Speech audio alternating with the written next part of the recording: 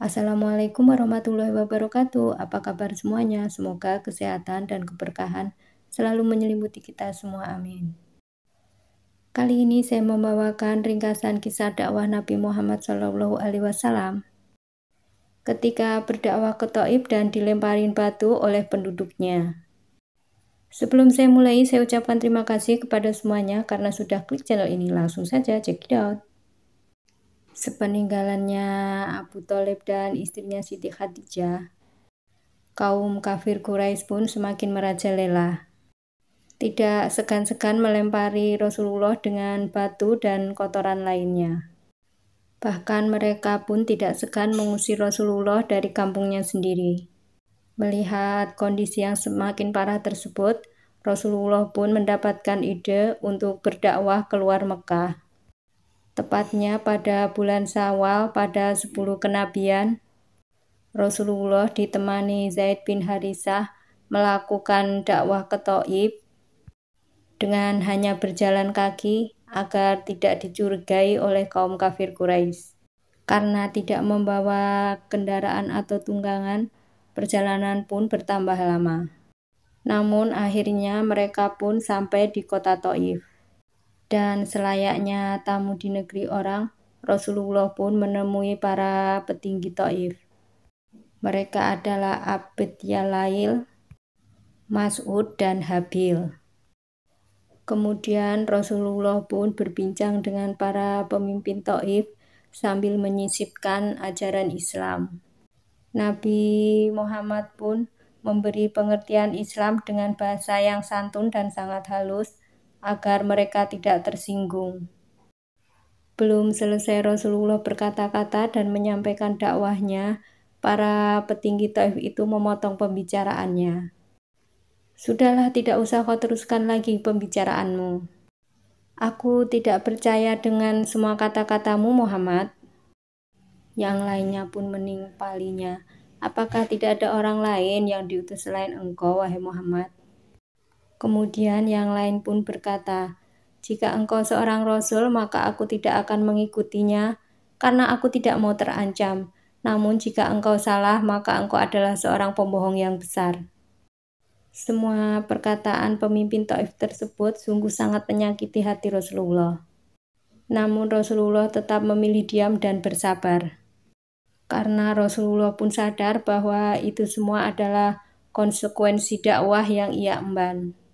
Rasulullah pun menjawab dengan sangat sopan, baiklah, aku hormati keputusan kalian. Kemudian Rasulullah pun tinggal di Thaif selama 10 hari. Di Thaif untuk kembali berdakwah kepada penduduk Thaif. Namun respon penduduk Thaif ternyata lebih parah dari pemimpinnya. Bahkan mereka pun mengusir Nabi Muhammad.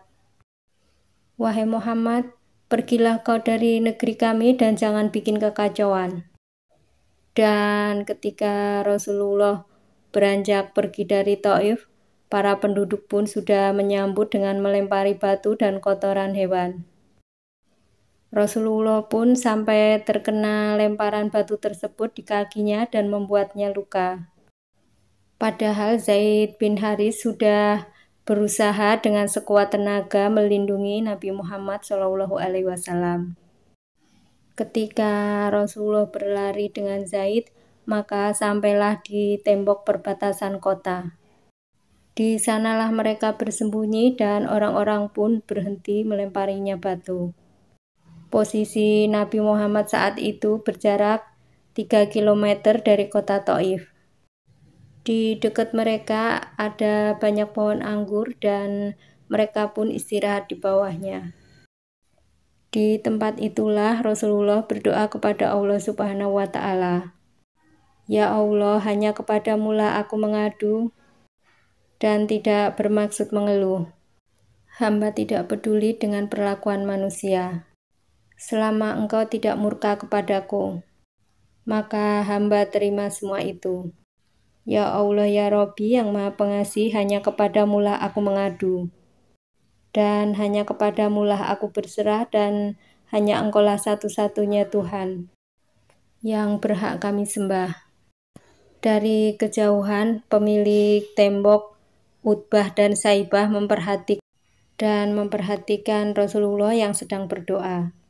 Tiba-tiba hati mereka tersentuh, dan kemudian mereka pun memanggil salah satu pelayannya. Wahai Adas, ambillah salah satu anggur ini dan berikan kepada 2 orang yang sedang ada di sana. Adas pun mendekati Rasulullah dengan membawa anggur. Anggur itu pun diletakkan di dekat Rasulullah.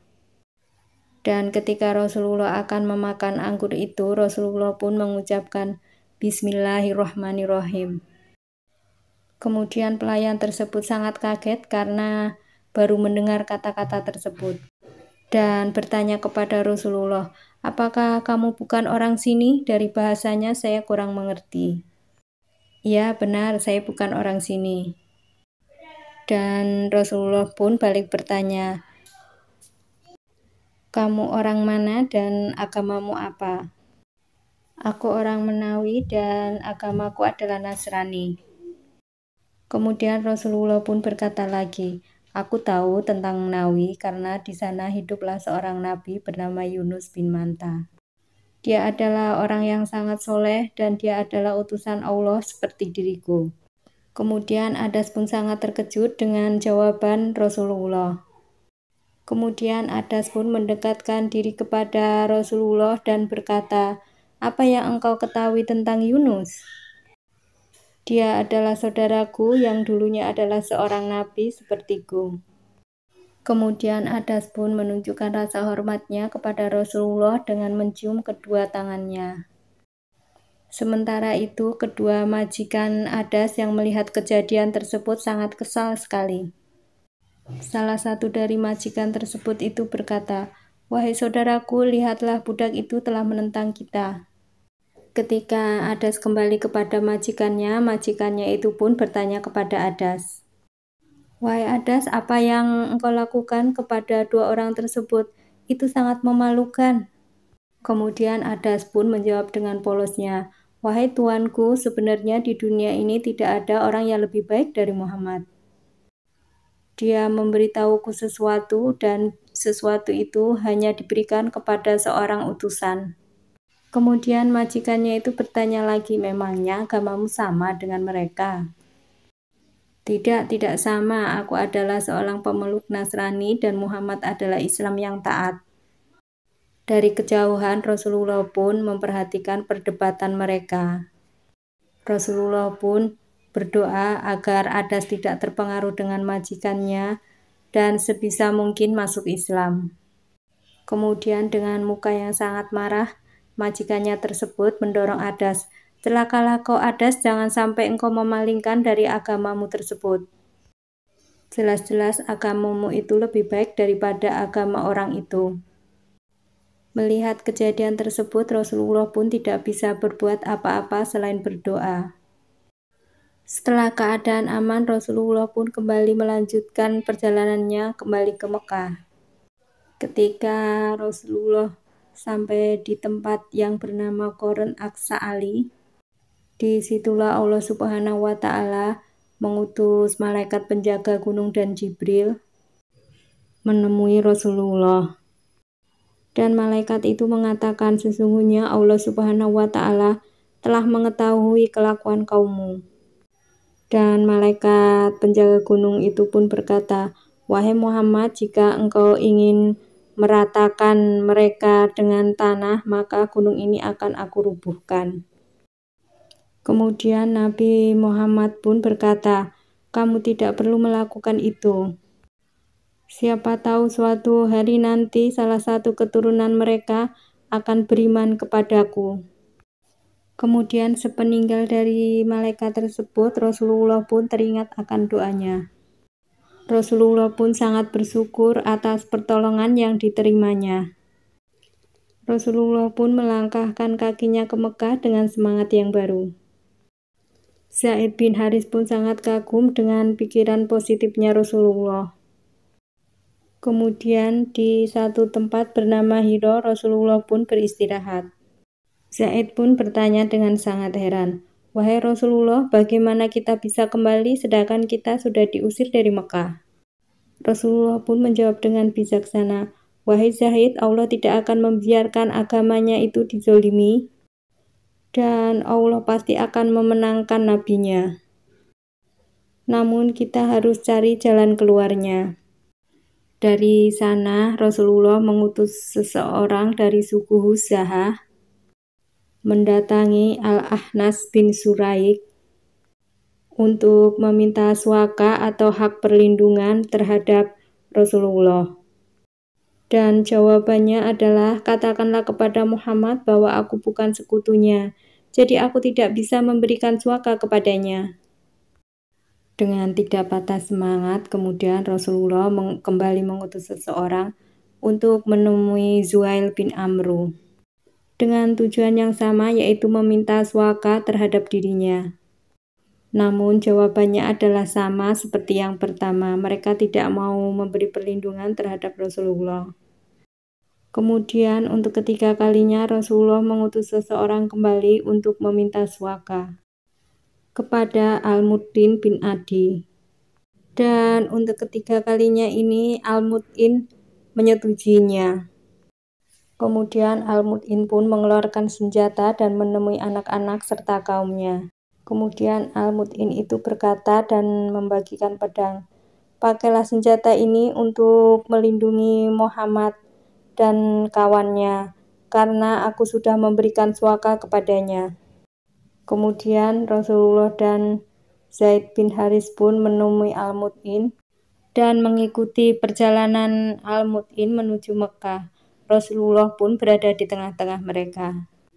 Di depan Masjidil Haram, Al-Mut'in pun menghentikan laju kudanya. Kedatangan Al-Mut'in dan pasukannya menarik perhatian kaum penduduk Mekah.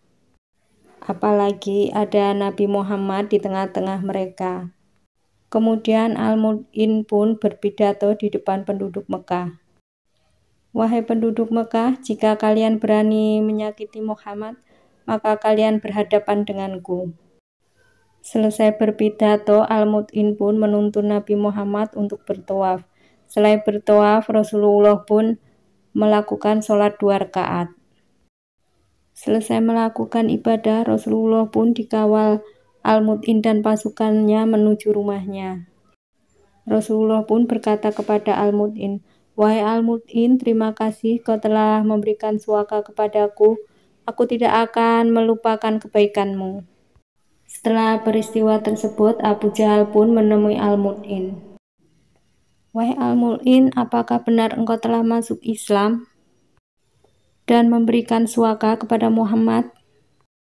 "Ya, benar, aku sudah memberikan suaka kepada Muhammad, namun aku tetap pada agamaku yang lama." Mendengar jawaban tersebut, Abu Jahal pun merasa lega. "Baiklah kalau begitu, karena kamu telah memberikan suaka, kami pun tidak akan melukai Muhammad." Nabi Muhammad pun tidak pernah melupakan kebaikan Al-Mut'in. Ketika kaum muslimin menang di perang Badar dan banyak tawanan kaum kafir, Rasulullah pun teringat dengan Al-Mut'in dan berkata, "Jika Al-Mut'in masih hidup dan dia meminta kembali kawan-kawannya, maka akan aku berikan." Itu tadi rangkaian kisah dakwah Nabi Muhammad SAW ketika melakukan dakwah ke Thaif. Jika saya salah dalam menyampaikannya, saya mohon maaf sebesar-besarnya. Jika ada yang kurang, boleh ditambah di kolom komentar. Akhir kata, wassalamualaikum warahmatullahi wabarakatuh. See you next video.